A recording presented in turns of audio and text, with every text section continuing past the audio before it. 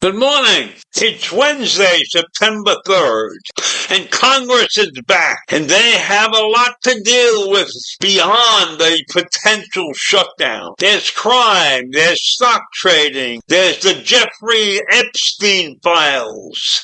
So this could make for a very tricky month on Capitol Hill. But congressional leaders have also, the potential fights include President Donald Trump's push to tackle crime in Washington and other places, and the pending Senate pileup of his nominees, and an ongoing push to ban stock trading by lawmakers and the looming exploration of key healthcare subsidies. There's also the explosive matter that forced House to beat an early exit out of town in July. A bipartisan push to release Justice Department files related to the sexual predator Jeffrey Epstein. And Representative Thomas Massie and Ru Khanna plan to start the process of forcing a vote on their bill to compel the complete disclosure of the Epstein-related documents. They say they want it exposed immediately, and this has not gone away, as the Speaker of the House had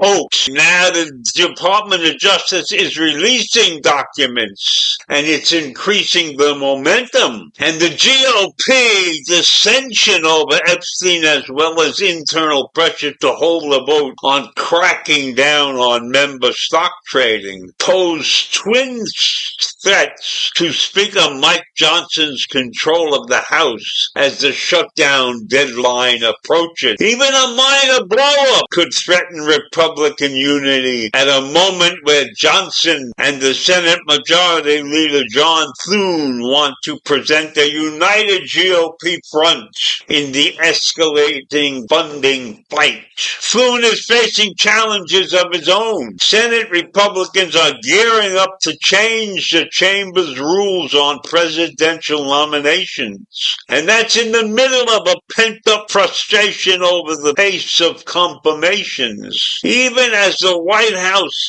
throws them into a fight over the Federal Reserve's independence that many of them are afraid of. And both chambers will also take up the sprawling annual defense policy bill, including politically dicey cryptocurrency-related provisions favored by the House GOP hardliners. And Republicans will try to quickly act to extend Trump's control of the Washington, D.C. police and potentially move broader crime legislation. But there's a cloud hanging over all of it, and that is the end-of-month deadline to avert a politically risky shutdown a year ahead of the midterms, with Republican control of Congress at stake. So we have a mess on our hands.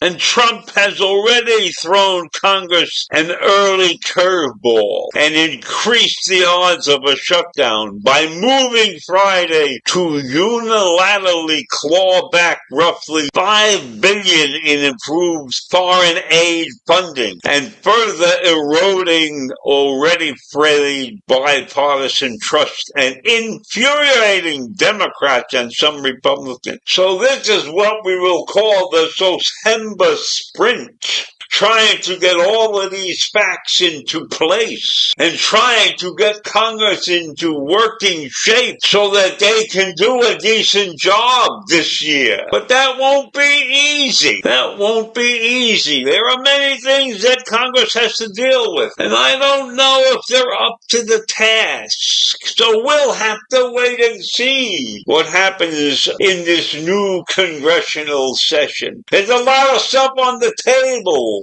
and who knows what will be considered more important than what. It's a dicey mess, but that's what democratic governments are all about. So let us see if we can come out on top somehow.